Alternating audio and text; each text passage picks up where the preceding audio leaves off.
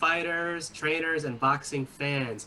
Another fresh episode of the No Decision Podcast with me, Wes Ibarra, and my favorite sparring partner in the whole wide world, Joy Villapando. Joy, we got a four-rounder tonight. You ready to go? I'm ready to go. Let's go. Round one. The fight coming up this weekend on Saturday, January 2nd. Ryan Garcia versus Luke Campbell for the interim WBC lightweight title in Dallas, Texas, carried over the zone. Joy, one thing I want to bring up with you about this fight is that this fight might be a early day at the office for you and me. So this fight is taking place at 12 p.m. Pacific time, 3 p.m. Eastern. So during our time zone here in Chicago, Joy, that's 2 p.m. Central Time. And the main event is scheduled for 6 p.m. Eastern, 3 p.m. Pacific Time, which is 5 p.m. Central Time here in Chicago. Early day at the office for us. This is supposed to be prime time. What is your take on this? Oh, I'm just excited to have this fight. To be honest with you, I don't really mind, what time it shows up. I am kind of surprised though. I would have thought that it was gonna be around pretty much 9, when pretty much the main event starts. Usually the main event usually starts at 11 for us, depending on the undercards. But yeah, I mean, like I said, I'm super excited to just have this fight. One, we get to see what Ryan Garcia is all about, and Luke Campbell could pretty much cement himself as one of the best lightweight uh, fighters in the division. So yeah, we'll see. We'll see if Ryan Garcia is all talk or he could actually walk the walk. Oh, for sure. And they say that this is based on Campbell being from the UK. Hmm. So of course, if Yeah. the fight were to be our time, it would be at like what 3, 4 in the morning Right. UK time. So they want to accommodate the fans, and of course, the Zone is a UK-based network, and we're talking UK Fighter, UK Network. Although there's a lot of Golden Boy all over the place on it too. Right. I totally understand. I'm not mad. That means I get to do other things for my Saturday night. I'm sure that means something for you too, especially for all the other fight fans listening tonight, as well as our fighters and trainers. And yeah, same with you, Joy. I'm excited to see what Ryan Garcia is all about, as well as Luke Campbell. Of course, Luke Campbell is coming here. Um, Traditionally speaking, UK fighters seem to not do well when they cross the pond and come fight in the United States. Hmm. And there tends to be a stigma when, in Ryan Garcia's case, if you are a good on the gram, good on social media, but can you back it up in the actual ring when the real live cameras are on you? Right. So there's going to be a lot of questions that we hope that will be answered tomorrow afternoon down in Dallas, Texas, over the Zone. So with that being said, Joy, what are your predictions for Garcia versus Luke Campbell? I think Luke Campbell is a little bit more tested. I think he has a lot more experience. He's a Olympic gold medalist. And I think he has what it takes to push Ryan Garcia. I would like to see Ryan Garcia in a war. We haven't seen him in a war before, so seeing the later rounds for Ryan Garcia, I want to see what he's made of. I do think that Luke Campbell will take this fight in a majority decision. Um, and yeah, I think Campbell is a lot more experienced, and I can't wait. Oh, for sure. I personally have Ryan Garcia just eking it out Mm, on a split decision. Um, I think it's there. I think he has enough to show that he is legit. It's not by accident that he is number 5 by the ring at 135 pounds, mm. despite him flexing on the gram, doing all that bag work, and bobbing and weaving and putting on all that gym shark and letting TikTok celebrities or whatever hit him in the chest or whatever it is. There's some reason. It's not an accident that he's a contender, and I think he'll do just enough to eke out the victory over Luke Campbell. I understand Luke Campbell is no joke, Right. but I do understand that when it comes to popularity, when it comes to becoming one of the best at that division, this is pretty much Ryan Garcia is about to lose. Right. Absolutely. And let me ask Um, you. Yeah. Go ahead. Go ahead, Wes. Oh no, I was gonna ask you, Joy. So say you get what you want, Mm. that Luke Campbell ekes it out. What does that mean? And on a bigger perspective, what do you think this fight means for both men? I think this is a. I mean, of course, they're gonna move up in the lightweight division rankings, but for Garcia, it's strange because it seems as though when if either of these two fighters, come out victorious, of course one of them is going to come out unless it goes out to a draw. But like for Garcia, I think there's different circumstances to when he wins versus Campbell when he wins because he has fought Linares, he has fought Lomachenko, and pretty much the only thing left is to maybe fight, you know, another fighter. I don't know. I don't know. Maybe. Ooh. Teofimo. That's the thing. I was about to make my case that perhaps they want to put Ryan Garcia versus Teofimo Lopez. That's why I think there's different circumstances. Whereas, Garcia hasn't fought Linares, he hasn't fought Lomachenko, so maybe those are also open options. But yeah, I think you brought up a good point. Maybe if Campbell wins, this is a fight against Teofimo Lopez.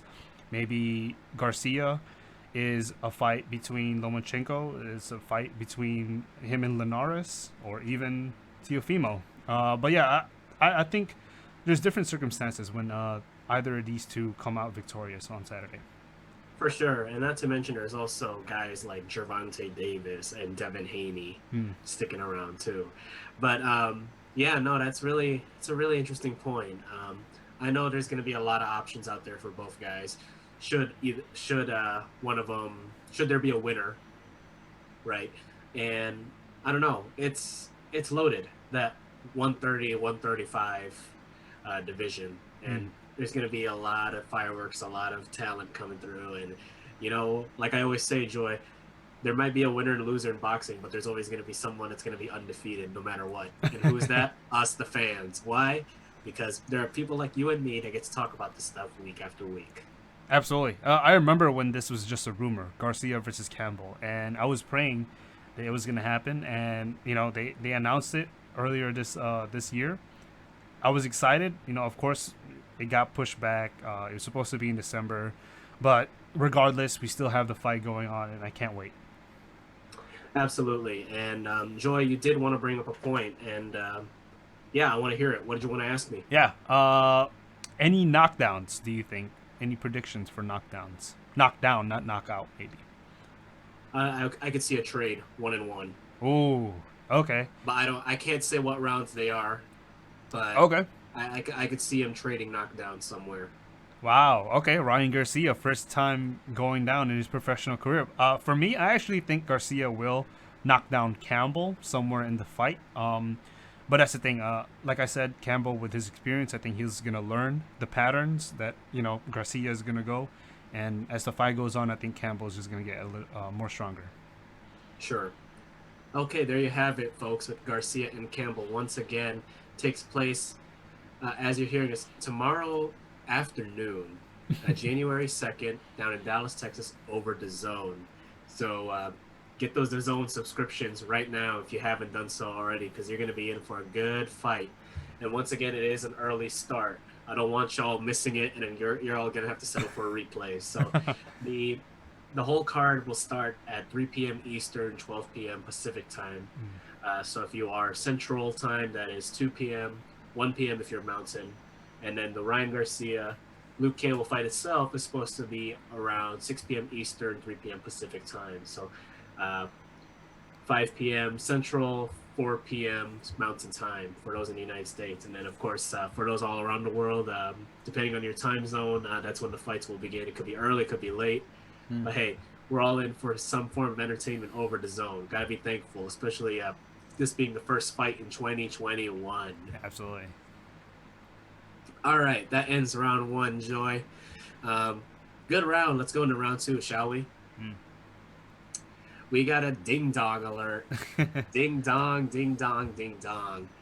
And by ding dong alert, we mean somebody got knocked the F out. Last weekend, December 26th on the Morel Jr. versus I think it was Garvoni You're right. card.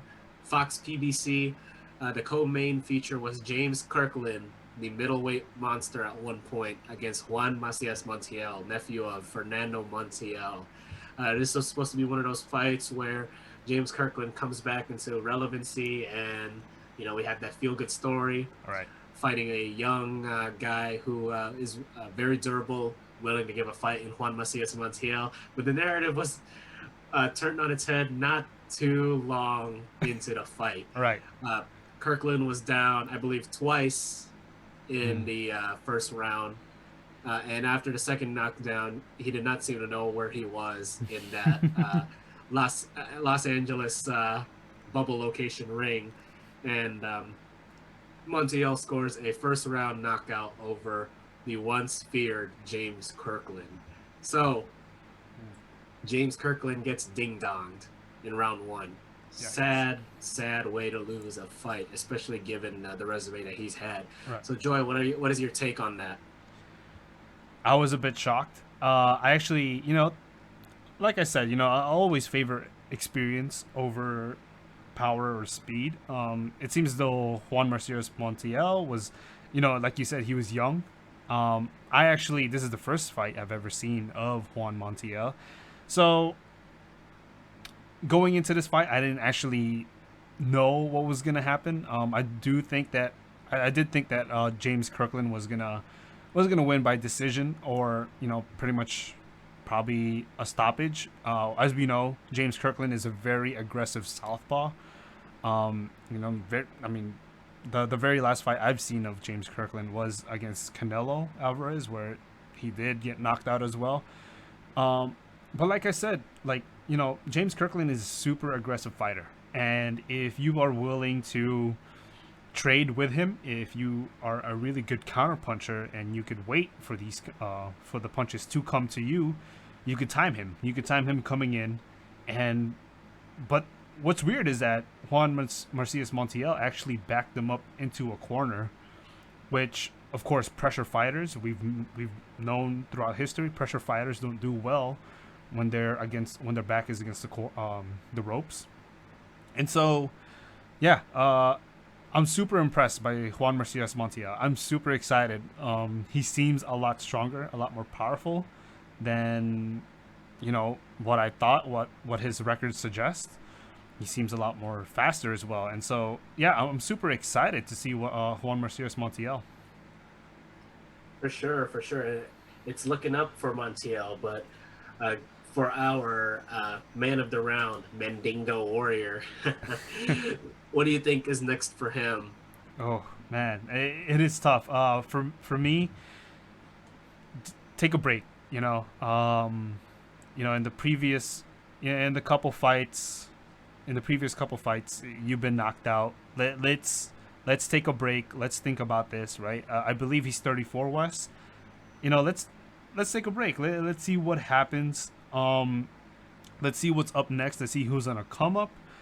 Maybe you pick a better fighter that maybe suits your style a little bit more. I don't think for James Kirkland it's any way cherry picking unless he picks someone that's way down low.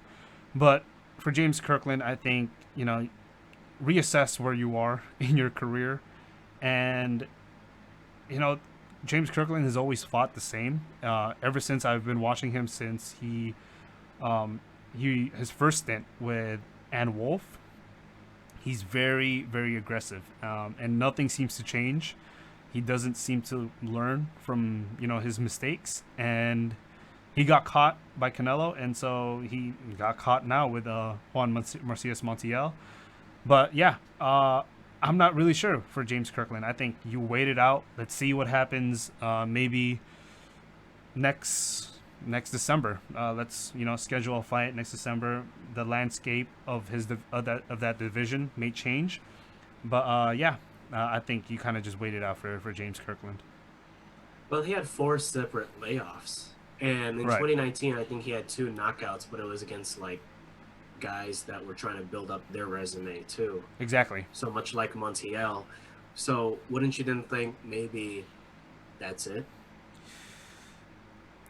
I mean, it could be. It could be it for James Kirkland. Because you're not going to land a Canelo again. Right. You're right. You're not gonna land a Canelo. You know, it might just be difficult pill to swallow for him. Remember, James Kirkland was a highly rated young fighter when he was on the come up. So much so, like, people said that he was the next Roy Jones Jr. But turned, he got into a little bit of trouble off the ring. Um, came back a lot stronger with Ann Wolf's guidance. And then they kind of, I believe, they separated. So yeah, maybe it is it for him. Wes, what do you think? I would say that's it, Okay. especially if you have four separate layoffs Mm, and a lot of bumps in the road. mm, But like you said, Joy, that could be a hard pill to swallow. I'm not one of his confidants, so at the same time, who am I to say you should retire? right. But if it were me, I would have been just like, look, I had a pretty decent career. Mm, Um, you know, I got to realize that there is life after boxing, right. especially when you get knocked out like that. A Right. couple headshots too. Right. You gotta realize that there's more to life than just punching somebody in front of you and trying to block their punches. Yeah. And sometimes, as athletes, you also got to be able to make that business decision. Chances are he's probably doing other things outside that he could improve on Right. or work on that'll keep him afloat.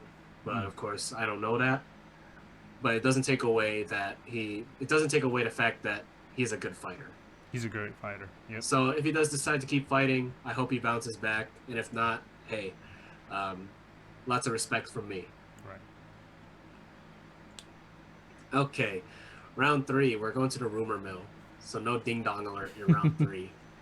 But I will say this might ring some bells. Canelo Alvarez coming off his big win against Callum Smith down in San Antonio a couple of weeks ago is rumored to fight Envy the Turkish Wolf Yildirim, who is one of the contenders for one of the belts that he Canelo obtained that weekend over Callum Smith. Yildirim is 21 wins, 2 losses, 12 of those wins coming by knockout from Turkey. Now, the thing is, Joy, this man is coming off a loss, which took place on February 23rd, 2019, against Anthony Durrell. And this fight is allegedly supposed to be taking place down in Guadalajara, Mexico, which is where Canelo's from, and they're looking for a late February, near the end of the month type deal Mm. for him to fight Yildirim. Now, what is your take on this? Should this come into fruition? Oh, no, just to make it clear, Wes, he's not a mandatory fighter, right? That Canelo Oh, has he to. is. He is okay. So I mean, I haven't heard of Yildirim. I will be honest. Like you said, he fights mostly in Turkey. Um, and so it's always Well, he's from Turkey. okay Based on what I see in his resume, he's fought a lot in Germany. in Germany. Okay, so I mean, kind of the same thing. Like, you don't actually know what this guy is all about when he fights overseas, unless he fights in the UK, right? Whenever fighters come from like these different parts of Europe, and when mostly their career or their records are based out of these European countries, it's a little bit harder to kind of gauge where he is. And we've spoken about this, Wes. Canelo to us is the pound for pound king. Um, this might be a big mismatch. Canelo versus Yildirim. I still need to do my research on Yildirim, but Canelo, we've spoken about what's next for him. It seems as though Juan Marcias Montiel we just spoken about him. He's on the come up. Maybe they want him to fight a little bit more and then face Canelo. But if it's a mandatory and it's gonna take place in Guadalajara, I think that's great. I think the Mexican we deserve. I mean, I think we owe the Mexican fans a lot of, I'm pretty sure Canelo has always wanted to fight in Mexico, and I think he owes it to his fans. You know, this is probably the best time to do it. I would have loved to see a little bit more of a higher, fight, a higher ranking fight, but like we also spoken about this, Wes. Canelo is really running out of fighters to fight if he's ever going to stay in these uh, middleweight division, right? There's a lot of names coming up, but they may not be there on time for Canelo to fight them. But yeah, it'll be great. It'll be an honor to watch Canelo fight in Mexico. I think the Mexican fans deserve a home fight. I'm excited to see, you know, exactly where it's gonna take place, the venue. But yeah, I need to do a little bit more on Yo the Rim. Again, these European fighters, whenever they come out of Europe, that's not necessarily UK. It's a little bit of a gray area. Sure, sure, yes. I haven't heard of Yildirim myself. He is a WBC mandatory challenger. Of course, the only knock is that he's coming off a loss. Mm, So should this fight really, really take place, so they have everything settled, venues, whatnot, who's this dreaming a fight? Canelo's going to come in as a very heavy favorite. absolutely. And Yeah, and I don't know, Wes. Maybe to you, but to me, this is a little bit more of boxing politics, where now there's mandatory challengers for every belt, um, and with these politics, there will come disagreements, and this might be one of them, right? Like we think that this guy is going to be outmatched, severely outmatched, pound for pound king versus a guy that not a lot of people has ever heard of. for sure, for sure. Um, I don't know. It kind of supplants what you just said, Joy, about Canelo running out of fighters to fight in the 160, 168 Mm, division. If that happens to really really be the case, at some point he's gonna have to start fighting at 175, right, right? right. Because I don't know if going down in weight would be helpful for him, and I don't know if he would want to do that. It's interesting. It's possible. Yeah, It's possible. it's interesting. But, you know, It's interesting. Like at this point of his career, where Canelo is in his prime, and it seems as though there's not a lot of fighters there to challenge him for his reign. It's interesting because um, I don't know if you've heard this, Wes, but Spence pretty much said that he's willing to go up a little bit to challenge Canelo. I think that'll be a much better fight. Like I said, Canelo. There's a lot of bigger names in the welterweight division that he could challenge, but like you said, it is going to be a challenge because he does look like a natural 165. He looks good when he moves in 165. well, sure, and I mean in the middleweight division, there's a lot of big names there still, like Billy Joe Saunders and Right. Joseph Benavidez, uh, Caleb Plant. Demi- Caleb Plant, Demetrius Andrade, and Right. Canelo said he wants to unify. So at some point he will have to fight those guys. Right. It's just a matter of what's going to be in his way first. So you'll have like guys like Yildirim and Triple G, Right. wanting to get in the ring with him, and then of course Plant has Truex Right. on January 30th, and Benavidez, Andrade, Saunders. They got to figure some stuff out. Right. Not amongst each other per se, but amongst themselves. So I don't know. It's gonna be a real interesting year for that division, particularly for Canelo Alvarez. Let me ask you this, Wes. Who would you rather see more? One of the Charlo brothers fight Triple G or a Canelo? Why don't we just put this rivalry to bed? Have a Triple G and Canelo run it one more time. One more time. That's Yeah, right, right.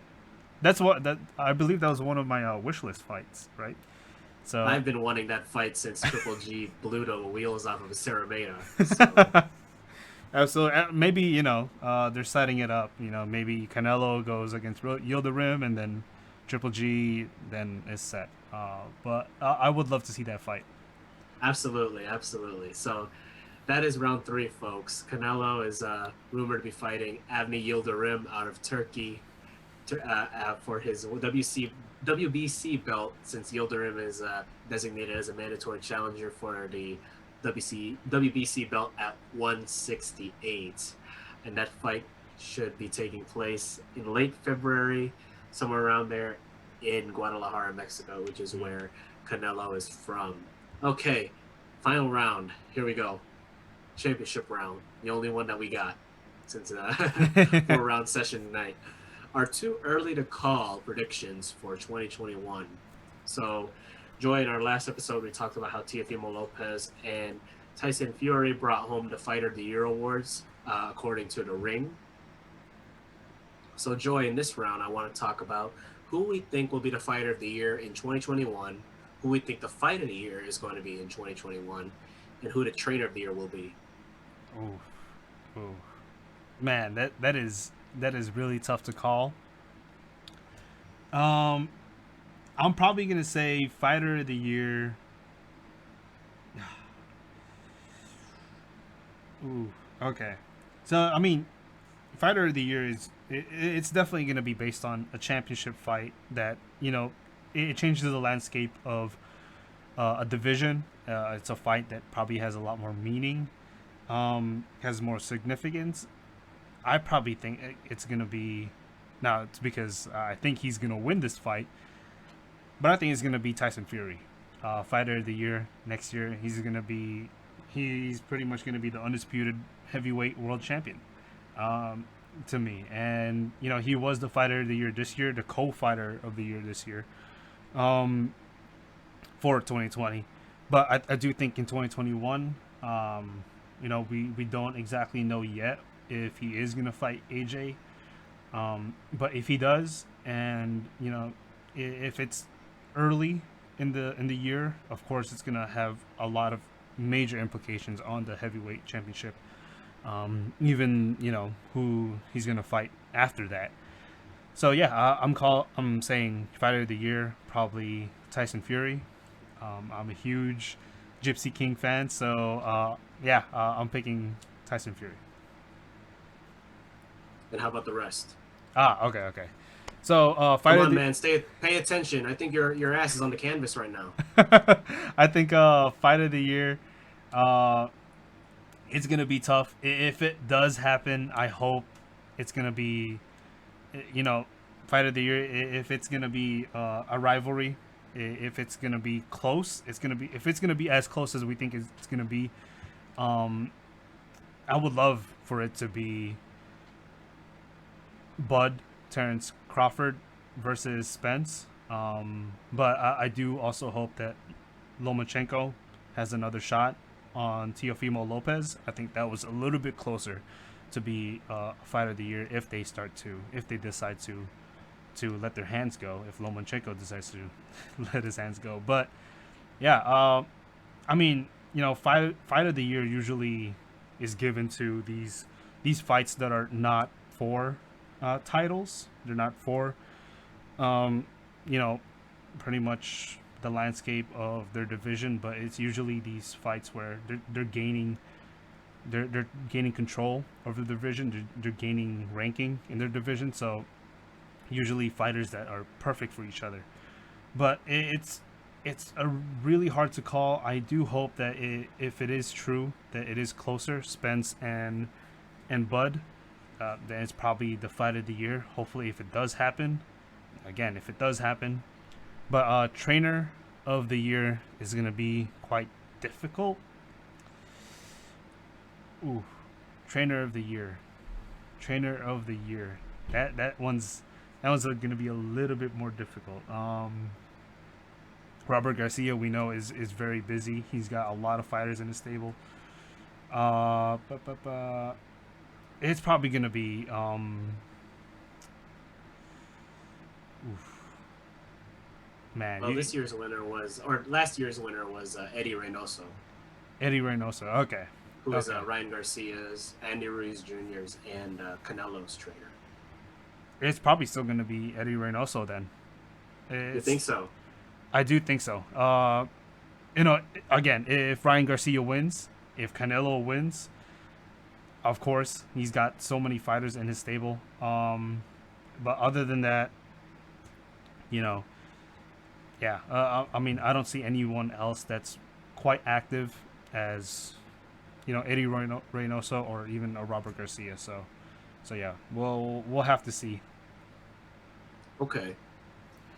And those are your picks from Joy, folks. He picked Tyson Fury, Spence versus Crawford, and Eddie Reynoso. Mm. Now, here's mine. Fight of the year. Those heavyweight belts are going to stay in England, but they're not going to Manchester. Ooh. They're going to Watford. Ooh. Anthony Joshua. I like it. He's due. I like it. He's due. I've never seen a repeat fighter of the year. Mm. Not that I think Tyson Fury is incapable of doing that, but I think it's time AJ gets his shine by Ring Magazine. And I think we're in this 2021 AJ is going to be something that we have not seen before. Mm. Something that it doesn't matter if you're a Wilder fan or a Gypsy King fan or a whatever fan. It's something I would be concerned about. Mm. Fight of the year. That one is going to be a little hard because we only have a few fights booked so far. Right. And I'd be damned if anyone in our boxing community picked Floyd Mayweather versus Logan Paul. if I was about to say, if we can get a Inoue versus Donaire again, I'm pretty sure that would be fight of the year again. I'm gonna try and go with the fight that we discussed last week, Joey. So that's Crusher Kovalev versus Bektimir Melikuziev. Ooh. Okay. Okay. Who doesn't like two Eastern European guys slugging it out? Absolutely. if I could get a Triple G versus Derevyanchenko, I would be happy again. Or even a Triple G Canelo 3. Yeah. That would be fireworks. That would be fireworks. But from what I can see that's already scheduled, I'm going to go with Crusher Kovalev versus Bektimir Melikuziev. Mm. So out to our guys in Eastern Europe.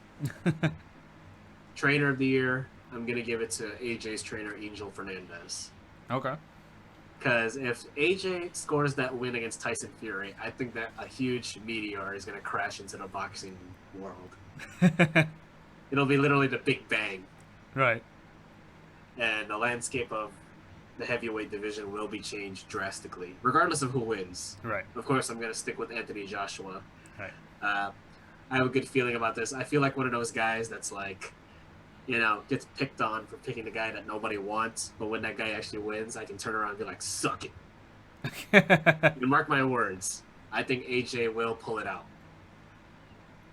But for what it's worth, that's my 3 too early to call. Of course, this could be revisited in the summertime when we have a few more fights scheduled.